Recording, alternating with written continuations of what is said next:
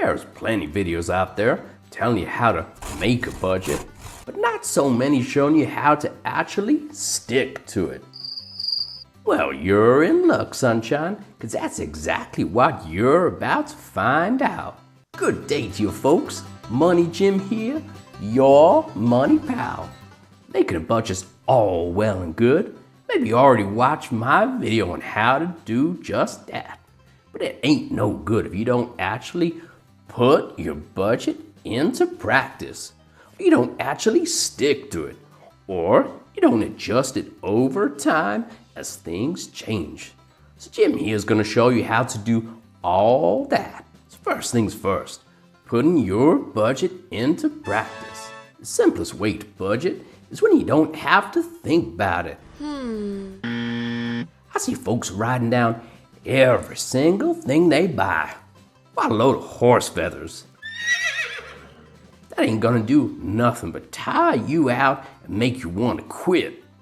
And even if you're using one of them apps that does it for you, does it really matter if you spend $3.47 on something? Not much at all. What matters most is you sticking to your budget overall. So you gotta make budgeting easy. In fact, you gotta make it so easy you hardly notice you doing it. And here's how. You set it to autopilot. You're probably already getting paid straight into your checking account each month, or every 2 weeks, or whatever. Don't have to think about it, or even do anything. The money's just there. Well, you're gonna do the same with your budget. There's a bit of work at the start, but once it's all set up, sticking to your budget will be easy as pie. Here's how. You get yourself 3 separate accounts. One for your essentials like rent or mortgage payments, all your utility bills, transport costs, insurance, and so on. Another for you to spend on whatever you want, and one more to set aside for your future. You already got a checking account, so you can use that for those essentials. That one's already done. The only other thing you gotta do is set up automatic payments for all your bills if you ain't already, and that's it. Yeah! For those other 2 accounts, they can be sub-accounts or your main one, or you can use separate checking accounts. Don't gotta keep it all with one bank. Whatever works best for you.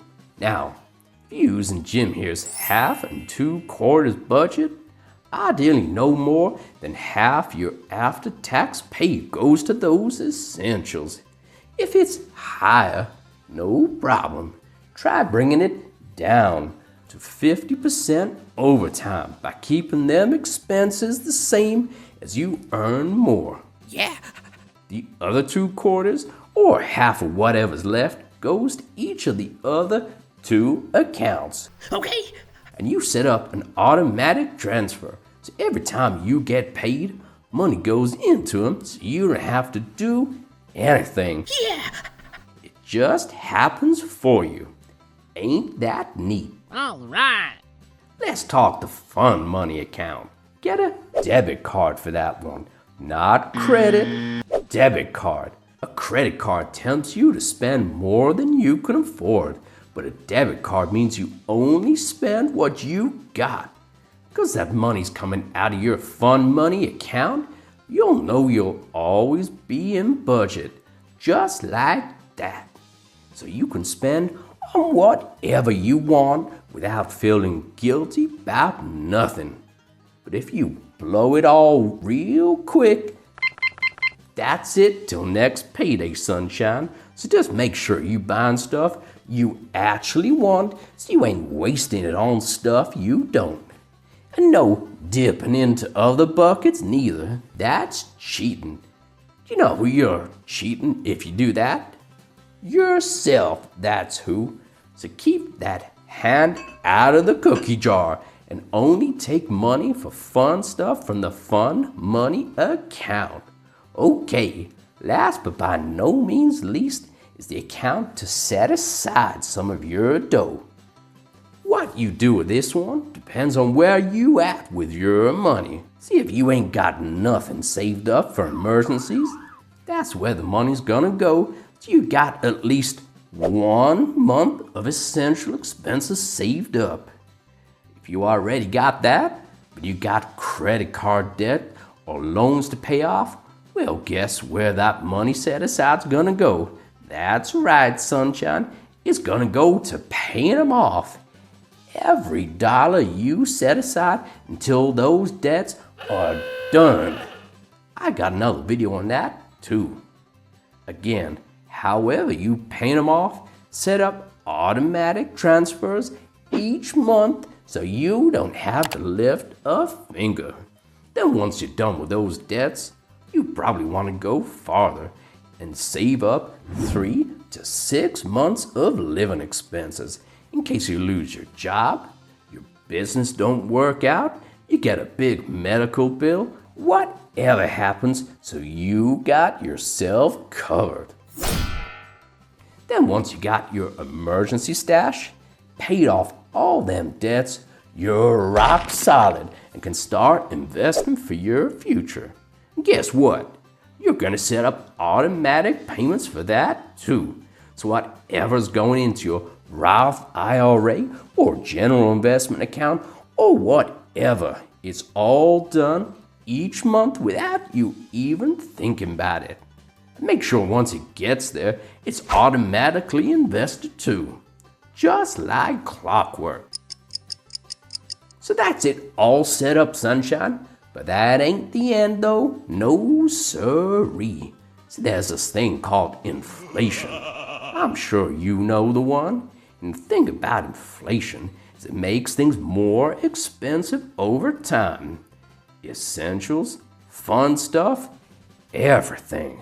And all being well, you'll earn more over time too. So you can't just leave your budget unchecked forever. Nope, you gotta check in every now and then. Make sure it still works, given how much you earning and how much things cost. Once a year's just right. Not too often, not too long in between. And remember, if your essentials are over 50% of your take-home pay, try to keep them roughly the same as you earn more till you get to that 50% mark, or even lower if you want. But even if you're using something different to Jim's half and 2/4 budget, like the 50-30-20, or any other budget for that matter, this setup works all the same. Get yourself 3 accounts, set up them automatic payment, use a debit instead of credit card for your spending, don't dip into them other accounts, and then check in once a year and update them as prices and your pay changes. And that's how to actually stick to your budget. See you next time, sunshine.